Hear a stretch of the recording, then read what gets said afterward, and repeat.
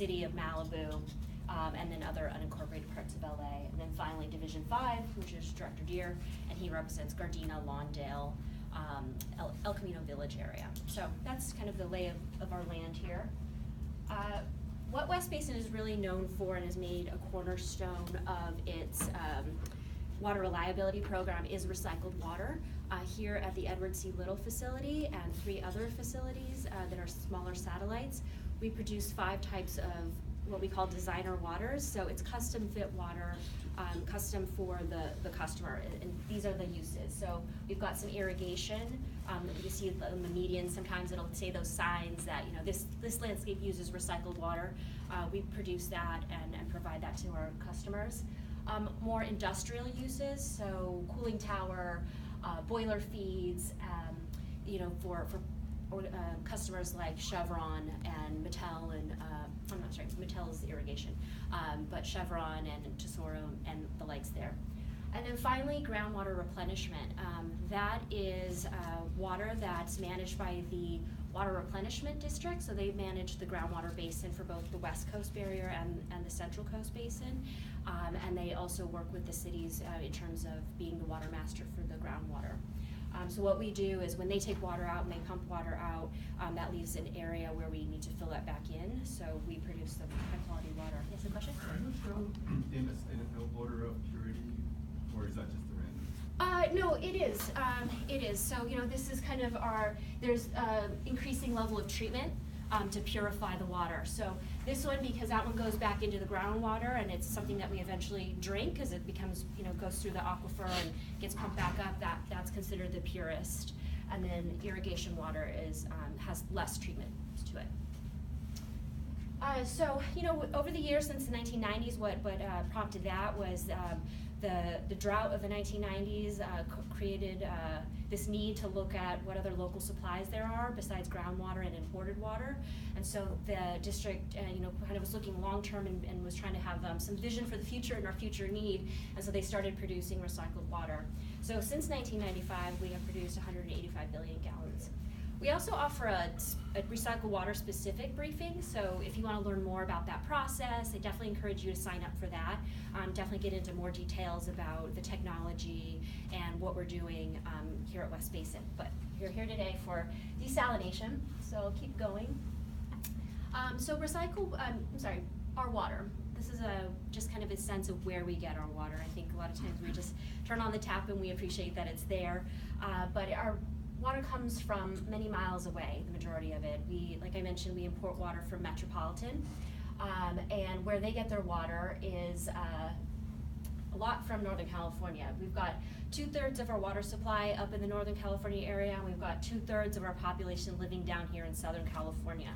So, there was some animations that we could see.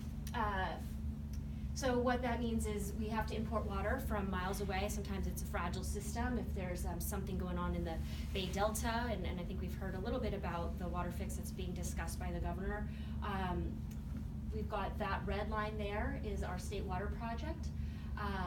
The blue line coming across is water from the Colorado River, and then the yellow aqueduct is the LA River aqueduct coming from the Owens Valley, which specifically services the city of Los Angeles. So we mostly benefit from the state water project and the Colorado River. So some of the reasons why we're looking at desalination is just challenges to future water reliability. I think we've seen just changing climate, you know, uncertainties about what it means for the future. We've had some of the hottest years on record. We have a wettest wet year, you know, in a long while. And there's a lot of different factors that, you know, make our water sources uncertain. So for example, competing priorities, you know, whether that's agriculture, reoccurring droughts that we're seeing. We have, you know, the potential for a catastrophic earthquake, which might, you know, cut us off from some of that imported water from hundreds of miles away. The necessity of conserving our water for the environment. For example, with the Delta, you know, one of the things that may stop water from being produced is the Delta smelt, so an endangered EPA protected fish. So we need to be mindful of that, and that's one of the reasons why they're looking at building some tunnels to avoid the impacts to the water supply. So there's just some questions that we are trying to plan ahead for ensuring water reliability. So one of the ways that West Basin is looking into some solutions and securing our mission, so our mission is to provide a reliable supply of water to the communities we serve. The way West Basin is looking at it is through a diversified approach, not putting all your eggs in one basket, not relying solely on groundwater, which a lot of our communities did before West Basin was formed. It resulted in overpumping of our groundwater. It resulted in seawater coming into the groundwater basin and threatening to ruin the whole basin. And so we had to look, back then we had to look at other supplies, so we started importing water. And then we realized, okay, that's something we need to also look at. What can we do locally? What new supplies can we provide? So we started recycling water, reusing our water.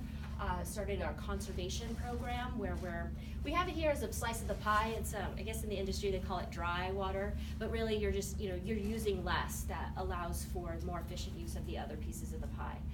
And then to diversify this portfolio even further, the district is examining desalination. So this is something that's unique to West Basin being a coastal district. I showed you that map and we saw how much of our district's on the coast. Not everyone's able to do that. If we're not an inland empire utility, obviously that wouldn't make sense for somebody so inland to be able to look into that. So as our obligation to the district and to the communities that we serve, we are looking into this as a potentially feasible supply of drinking water. That's the other thing I wanted to point out too. So groundwater is drinking water, imported water is drinking water, conservation obviously is just conserved water, and at this point recycled water is primarily non-potable, with the exception of what I mentioned of the groundwater barrier, the replenishment that goes back into the groundwater that can be pumped out years later. For the most part, that this is not drinking water. Ocean water desalination does provide a source of regulated drinking water. So on that note, those are some of the benefits that we talk about when we talk about why we're looking into desalination. It's, like I mentioned, regulated. The State Water Resources Control Board has already set some regulations and guidelines for how this can be added to our water supply. It's drought proof. We really have water year round there in the ocean. It's not subject to rationing, so meaning if we were to be in a drought emergency again and we are asked to conserve, this wouldn't be subject to the rationing. Why is that? It's just part of the way they regulate it. I mean, it's a separate supply. It's not putting demand on some of the other imported water supplies. So that's something that is determined through state government. Is it because we can make more? I mean, it is deemed sustainable. So I'm not exactly sure. So I don't want to misspeak, but it just isn't subject to it. So. So it's also locally controlled here. We're producing it here as opposed to importing it from miles away. It's also high quality. And then, I think we've all discovered through the drought, and the calls to conserve, and rightfully so. I mean, I think we continue to need to conserve water, and we will from here on out. But, it preserves the economic vitality and quality of life for our businesses and residences. And then finally, it offsets the need to import water. So if we're producing it locally, we don't need to import it as much here. Can I just a clarification on the drought, not subject to rationing?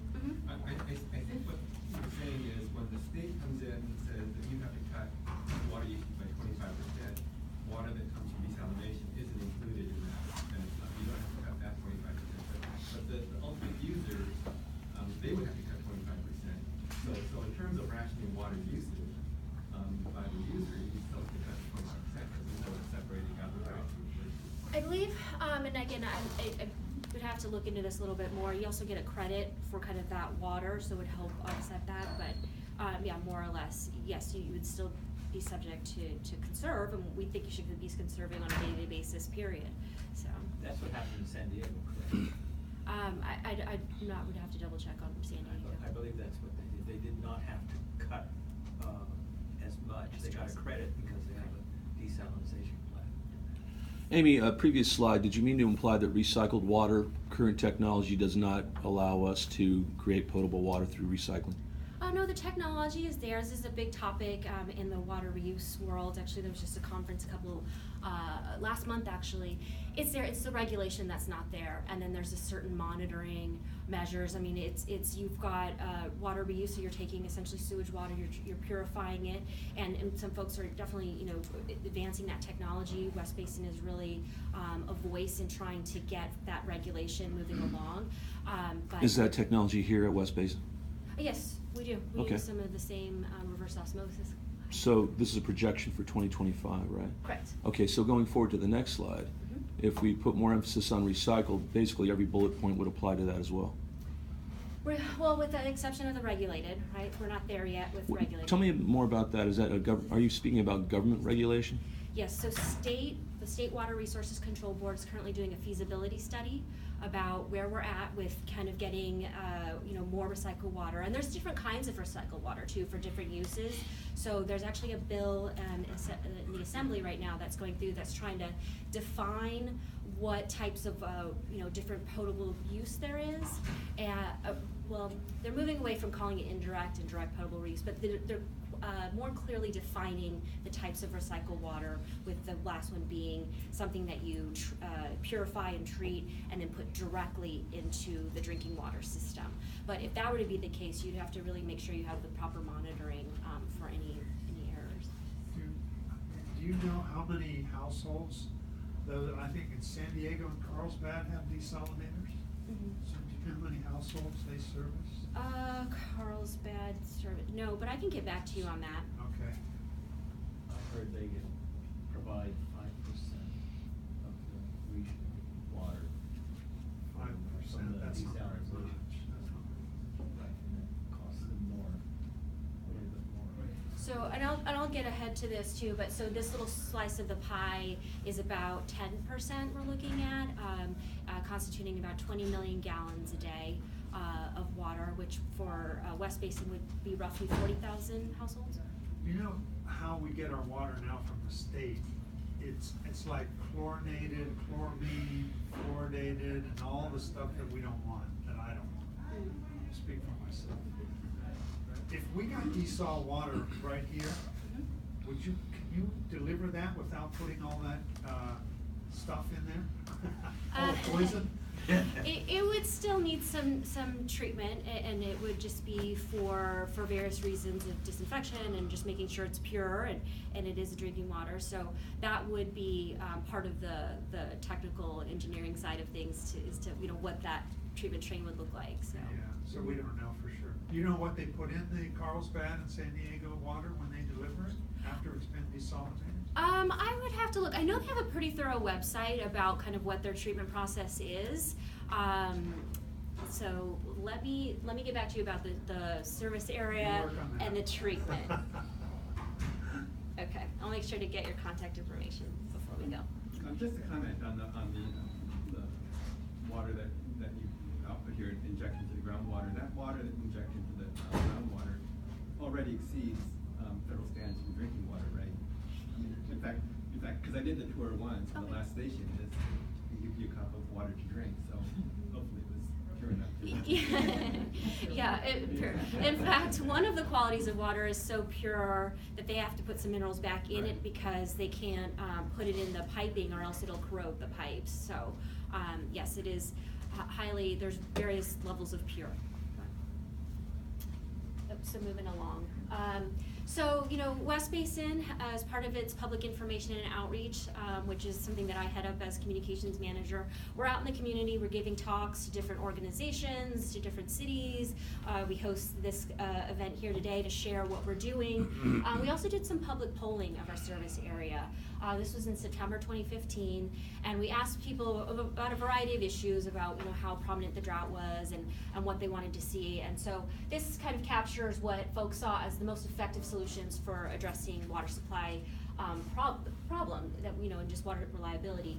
So You know, based on this, the top 4 were stormwater capture, recycled water, voluntary conservation, and ocean water desalination. And people found it generally favorable. What was Here. the question? How did you pose it?